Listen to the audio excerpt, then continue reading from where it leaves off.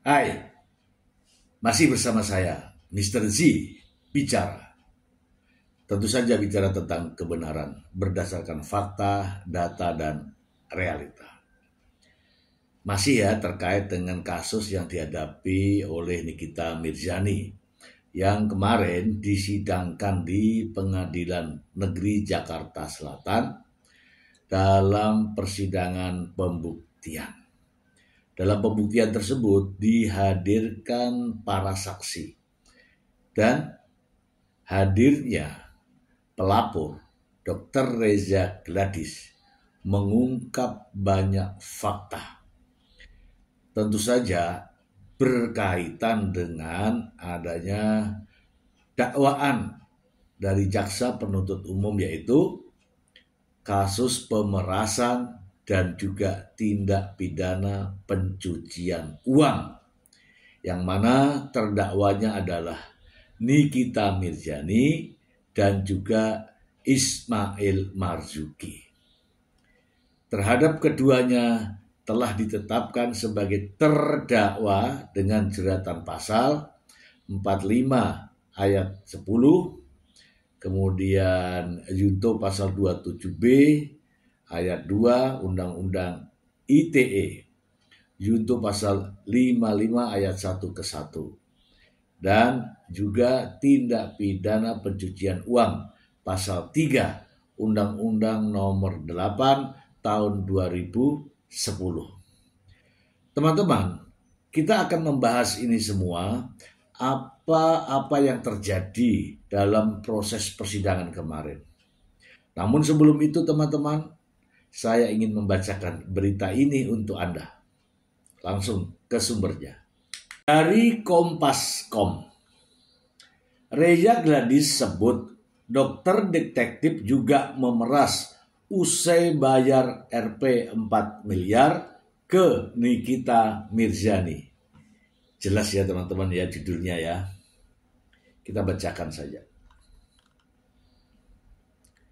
Jakarta, Kompas.com, dugaan pemerasan terhadap dokter kecantikan Reza Gladys tidak hanya melibatkan artis Nikita Mirzani dan asistennya Ismail Marzuki.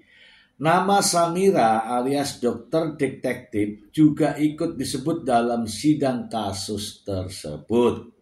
Dalam pemeriksaan saksi di Pengadilan Negeri Jakarta Selatan, Kamis 24 Juli 2025, Reza mengungkapkan Samira turut meminta uang kepada suaminya atau Bah Mufid usai mereka membayar 4 miliar kepada Nikita.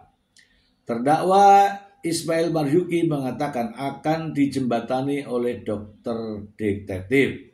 Akan tetapi dokter detektif malah kembali meminta uang senilai 2 juta dolar Singapura kepada suami saya, ungkap Reza saat bersaksi di ruang sidang utama. Mufid yang juga diperiksa hari itu memberikan kesaksian lebih rinci. Ia mengaku sempat diajak bertemu oleh Samira pada 27 November 2024 saat dirinya dan Reza hendak berangkat ke Korea Selatan.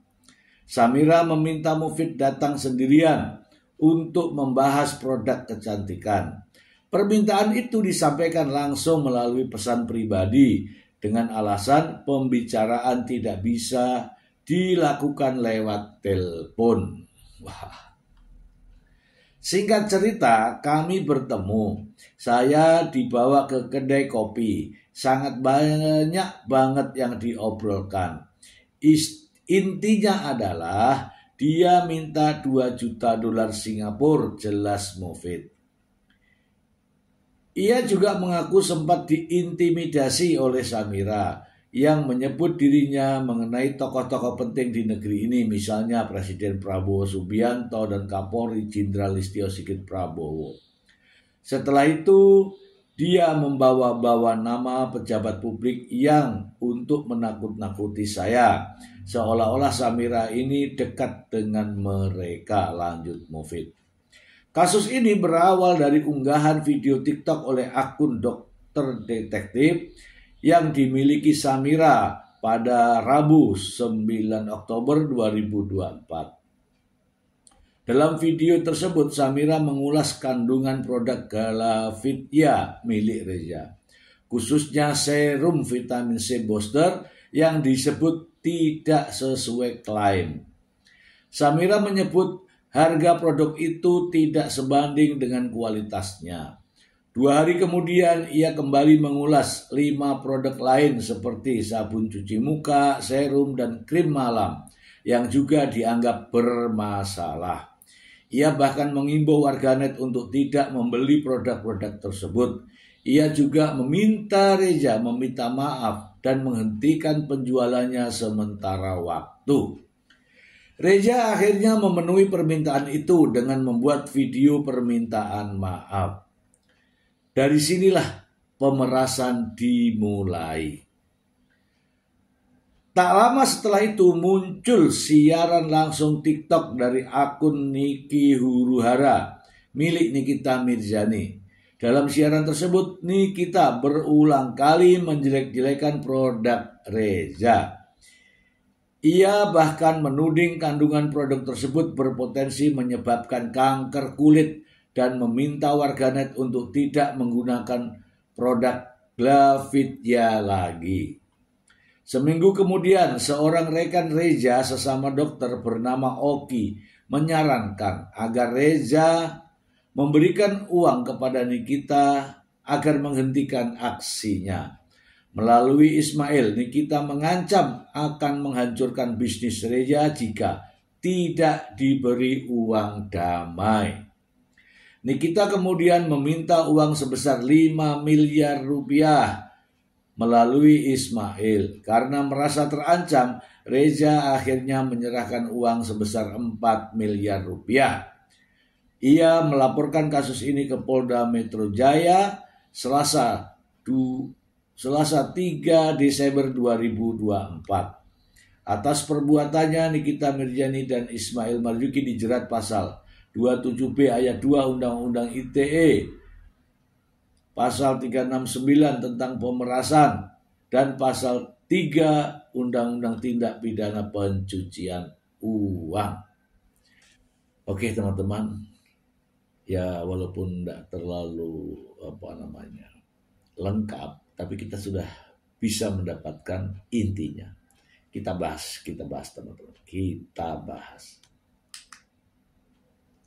Nah teman-teman, jadi kalau saya membaca menurut informasi yang barusan saya bacakan tadi ini, sebenarnya asal mulanya adalah dari dokter detektif alias dokter Samira yang mereview produk-produk milik dokter Reza Gladys. Nah, ini sesama dokter nih saling ini ya. Nah, saling review. Nah dari sini kemudian dari review dari dokter detektif tadi, dokter Reza Gladys membuat video permintaan maaf. Oke ya. Kemudian hari berikutnya Nikita Mirzani juga mereview produk Reza Gladys yang mengadopsi dari cara dokter detektif, juga menjelek-jelekan produk dokter Reza Gladys, yang pada intinya adalah produk tersebut tidak layak, kemudian jangan dibeli, menipu masyarakat. Intinya seperti itu. Dan terus-menerus melakukan review. Begitu ceritanya. Sehingga terjadilah pemerasan. Pemerasan yang dimaksud adalah sebagaimana dakwaan jaksa yang sekarang ini sedang berlangsung ya teman-teman ya. Akhirnya Reza Gladys menyerahkan uang diterima oleh Mail, 2 miliar ditransfer ke rekening developer. Itu intinya. Nah, teman-teman, sidang sudah berjalan.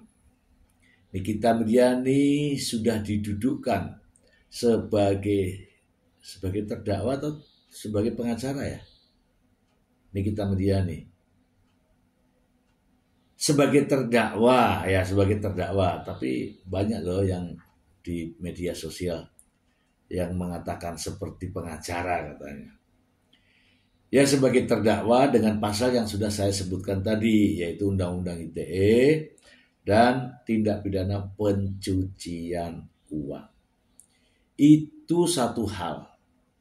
Dakwaan jaksa jelas bisa dibuktikan oleh jaksa.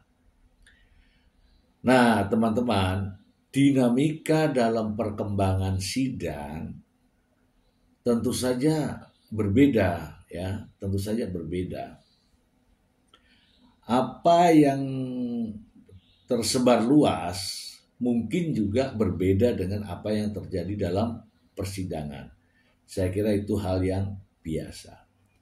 Namun sebelum itu teman-teman, saya ingin teman-teman melihat bagaimana upaya pengacara Nikita Miryani untuk membebaskan Nikita atau setidak-tidaknya melakukan pembelaan terhadap Nikita Miryani. Berikut ini. Silaturahmi ini apa?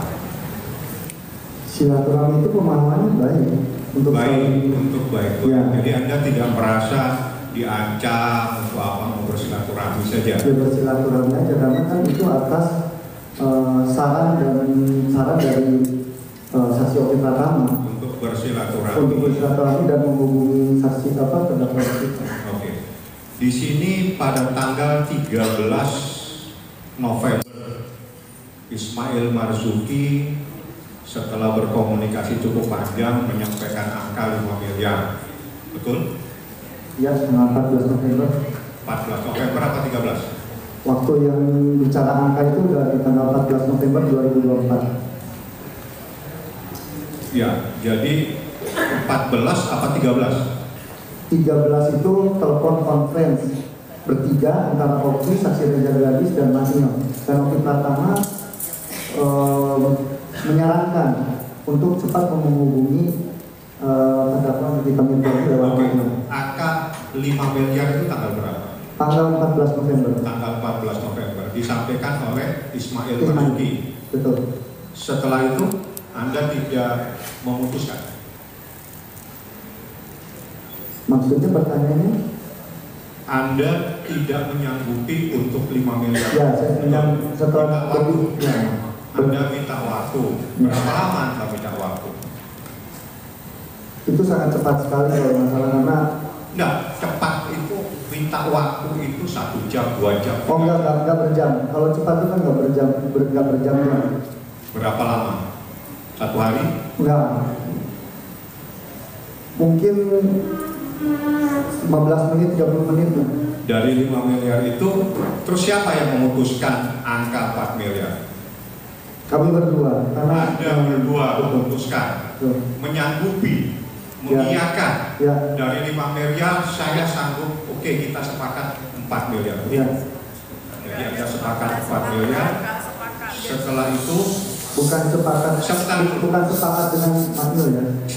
Ini kan 5 miliar, Anda tawar menjadi 4 miliar. Karena saya menyanggup. Sebentar itu jangan Anda pakai Anda punya pendapat. Saya bertanya, ini fakta di dalam persidangan dan ini ada rekaman.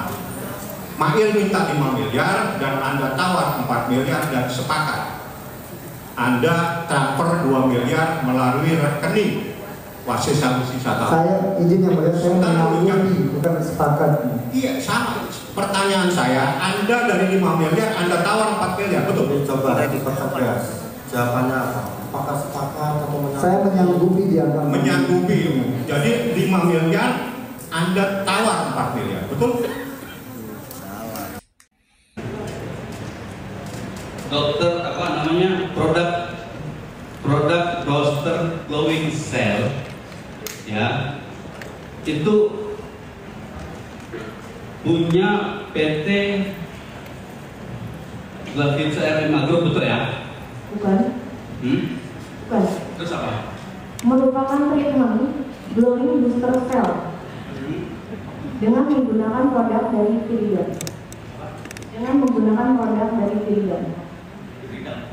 Betul. Bukan produk milik PT Glavitsa. Glowing booster cell merupakan treatment. Nama yang saya berikan untuk treatment yaitu treatment glowing booster cell. Redam. Betul. Redam Pharma. Iya. Nah, Redam Pharma itu merek siapa itu? Punya siapa? Punya Anda juga? Betul. Punya orang lain? Betul. Siapa? PT Viridian. Kok Anda yang masukin buktinya di sini? Kan yang di review sama dia kan booster cell glowing. Treatment glowing booster cell. Saya mohon izin menjelaskan karena pengacara terdakwa selalu menyebutkan bahwa glowing booster cell itu adalah produk. Itu adalah merupakan treatment yang ada di klinik kecantikan saya. Oke. Itu. Nah, ya maksud saya paham. Kalau yang ini rebiscan superficial pin aging atau DNA salmon itu punya siapa? Milik PT Viridian. Milik PT Viridian. milik orang lain juga. Iya. Iya. Terus apa kaitannya sama Anda masukin di sini di dalam BAP? Oh my god. Maksudnya? Ini pertanyaannya. Pertanyaannya aja. Ini saya jelaskan dulu. Saya jelaskan. Dia di dalam BAP nomor 2 tanggal 14 Februari 2025 yang mulia. Ditanyakan oleh penyidik kepada Anda ya. Ditanyakan oleh penyidik kepada Anda. Apa produk yang direview saudara Nikita Mirzani dan saudari Samira alias Doktif? Apakah itu punya Anda dan terdaftar di BPO, di BPOM? Jika terdaftar, ditunjukkan buktinya kepada penyidik. Anda menjawab begini, dapat saya jelaskan bahwa untuk produk review yang direview jelek-jelek adalah resisting superficial pin aging atau DNA salmon. Tapi untuk review ini terjadi setelah saya memberikan uang sejumlah 4 miliar dengan cara transfer 2 miliar ke PT Umi. Dokter penipu. Dokter penipu. Betul. Memang abu-abu dia. Bapak tadi melihat, menurut Bapak warna. Saya tanya sama Anda yang Ya, tiap saya hari. juga bertanya pada Bapak, yang Bapak lihat seperti apa? Abu-abu. Saksi ya. Tanya aja, ini kan dijawab. Benar, penasihat hukum. Dia. Penasihat hukum sebentar. Saksi kita ingatkan ya. Tugas saudara cuma menjawab, ya, tidak bertanya. Dan tugas saudara cuma untuk menerangkan fakta yang tidak berpendapat. Kita ingatkan ya. Baik, Tidak yang mulia. ada hak saudara untuk bertanya ya. Baik, yang mulia. Silakan dilanjutkan. Saudara saksi, ini kan persoalannya tidak ada kaitannya dengan skincare. Betul. Tidak ada ya, tegas ini ya. Pertanyaan. Saya juga memiliki video ya. Video ini juga tersebar luas di media sosial, di mana Nikita Mirzani ya sepertinya ya menunjuk-nunjuk jaksa. Berikut ini.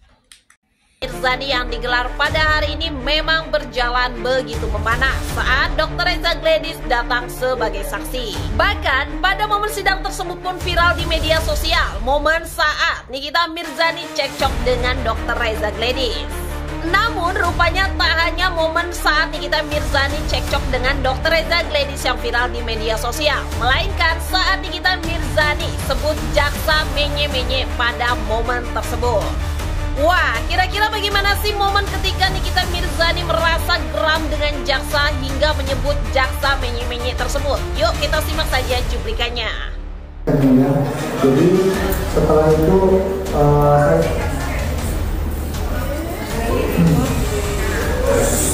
tolong Tolong apa melalui tidak masalah. Saya Nikita Mirzani, bukan dokter. Saya Nikita Mirzani, bukan Samira. Iya, jaksa Bapak terus gue menye-menye dari tadi.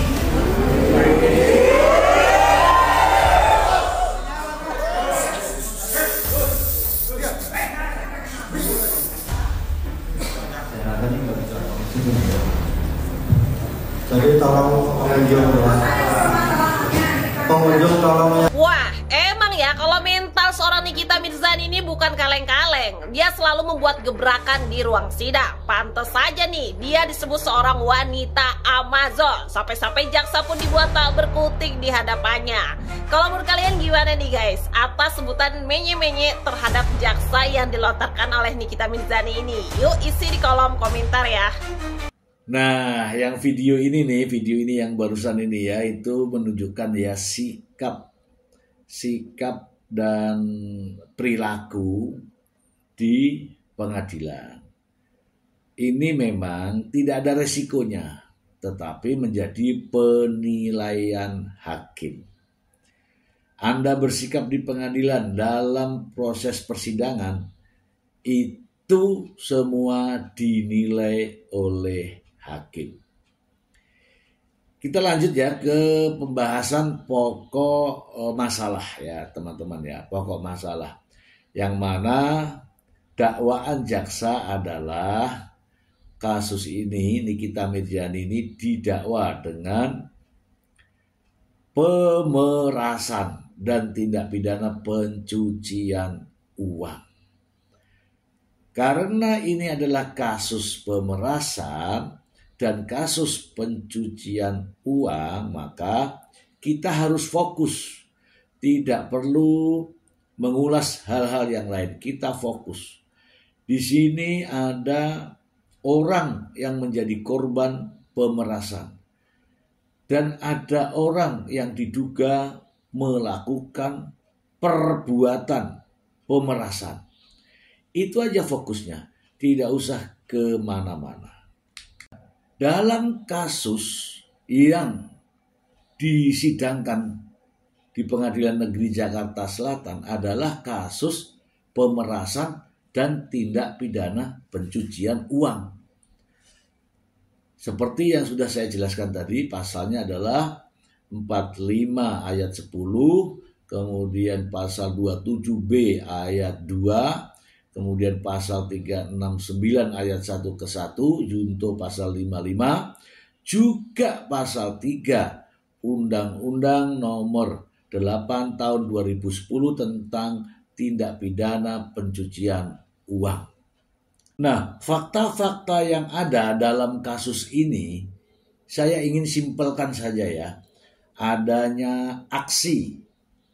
Aksi yang dimaksud adalah Dr. Reza mempromosikan produknya, itu aksi. Kemudian ada reaksi.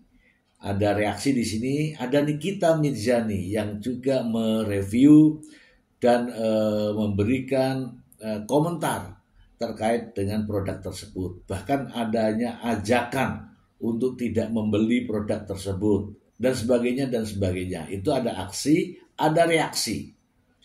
Kemudian ada intimidasi. Ya, salah satunya walaupun yang menjual ini dokter, tetapi bla bla bla. Saya nggak sebutkan ya. Itu materi dari persidangan. Ada intimidasi. Kemudian ada tekanan, ya ada tekanan. Intinya merasa tidak nyaman. Ya, ada tekanan di situ. Kemudian ada permintaan uang. Ya. Setelah permintaan uang ada penyerahan uang. Ada aliran uang. Setelah ada aliran uang, teman-teman, ada penggunaan uang. Jadi ini saya fokus pada kasusnya ya. Pemerasan dan tindak pidana pencucian uang. Ada aksi, ada reaksi, ada intimidasi, ada pressure, ada tekanan, yang pada akhirnya ada permintaan uang. Dari permintaan uang ada penyerahan uang, ada transfer uang, ada aliran dana, kemudian ada penerima uang, dan ada yang menggunakan uang tersebut. Itu inti dari persoalan kasus pemerasan dan tindak pidana pencucian uang. Nah, teman-teman, kita masuk ke persidangan. Fungsi jaksa dalam proses persidangan adalah menyajikan sedemikian rupa kronologi perkaranya, kemudian membuat dakwaan dan akan melakukan penuntutan terhadap terdakwa. Berbeda dengan fungsi dari pengacara atau penasehat hukum. Sang pengacara tentu saja akan mencoba menarik persoalan ini, menarik fakta-fakta lain agar fakta-fakta yang sudah ada ini menjadi kabur atau setidak-tidaknya ingin mengaburkan fakta, atau upaya setidak-tidaknya adalah meringankan agar terdakwa tidak mendapatkan hukuman yang berat atau meringankan. Itu sah-sah saja dengan segala macam upaya. Nah, itulah yang dilakukan oleh pengacara, seperti tadi. Teman-teman, kalau pengacara tidak berusaha, hanya diam saja, justru malah diketawai. Nah, inilah salah satu perjuangan dari seorang pengacara. Nah, bagi terdakwa, teman-teman, jelas menginginkan agar dakwaan jaksa itu seolah-olah tidak benar. Seolah-olah dakwaan jaksa itu ngawur. Seolah-olah dakwaan jaksa itu tidak terbukti, dan pada akhirnya menginginkan dakwaan jaksa gugur demi hukum dan sebagainya. Itu yang diinginkan oleh terdakwa. Itu juga sah-sah saja, sehingga dengan berbagai macam cara, yaitu misalnya mengingkari atau ngeles, mengelak, kemudian bahkan menyerang balik, itu adalah upaya dari terdakwa. Itu hal biasa. Namun ingat, ada pada saat tertentu ada kewajiban bagi terdakwa untuk membuktikan kebenaran. Ingat ya teman-teman jaksa penuntut umum mengajukan dakwaan, artinya apa? Jaksa memiliki bukti-buktinya atau minimal petunjuk-petunjuk tentang keyakinannya mendakwa seseorang telah melakukan tindak pidana. Dan seperti biasa, terdakwa pun akan mengelak. Terdakwa pasti akan mengelak, bahkan menyalahkan orang lain. Itu sudah pasti. Jadi itu hal yang biasa, teman-teman.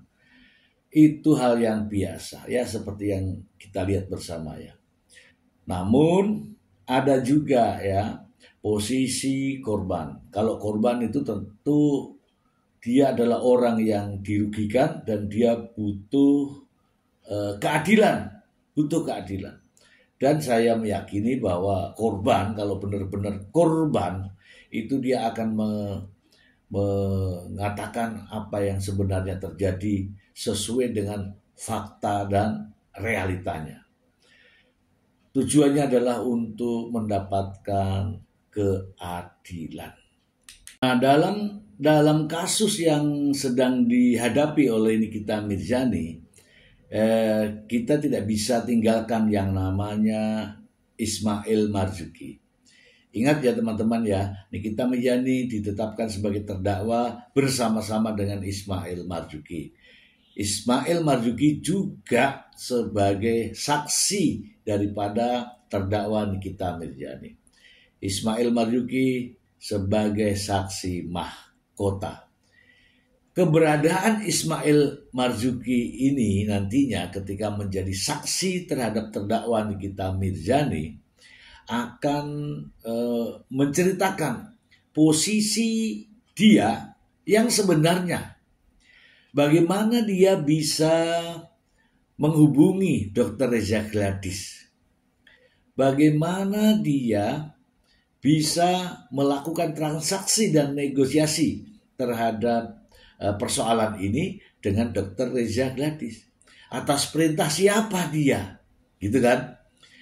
Nah, teman-teman, apa yang di dalam dakwaan ya, apa yang tertulis dalam dakwaan terkait dengan isi WhatsApp tentang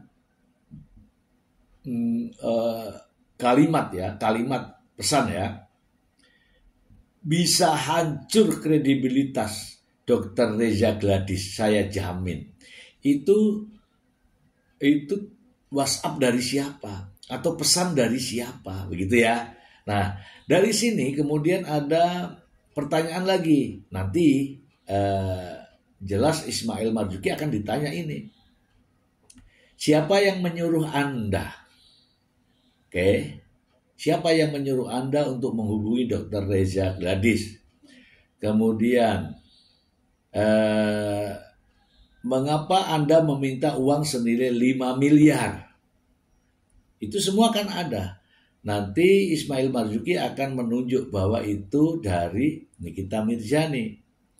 Kemudian, mengapa ada permintaan transfer ke nomor rekening milik PT Bumi Parama Wisesa, rekening BCA? Itu juga Ismail akan menjawab. Itu dari Nikita Mirzani. Kemudian, ada uang 2 miliar yang diminta di hari berikutnya setelah transfer 2 miliar. Itu arahan siapa? Mungkin Mael akan menjawab Nikita Mirzani. Iya kan? Dan faktanya adalah itu semua ada buktinya. Mael atas perintah Nikita Mirzani untuk menghubungi Dr. Reza, dan pada akhirnya ya, Mael juga menerima uang itu sebanyak 2 miliar dan diserahkan kepada siapa? Nikita Mirzani. Jadi ini semua nanti akan gamblang. Jadi kalau tadi saya sudah jelaskan ya, apa fungsi daripada pengacara, kemudian apa hak-haknya terdakwa, itu sah-sah saja dia bertanya. Tetapi ingat, jangan lupa ini, ada yang namanya saksi mahkota yang akan membuka kotak Pandora. Semoga bermanfaat. Terima kasih. Bye.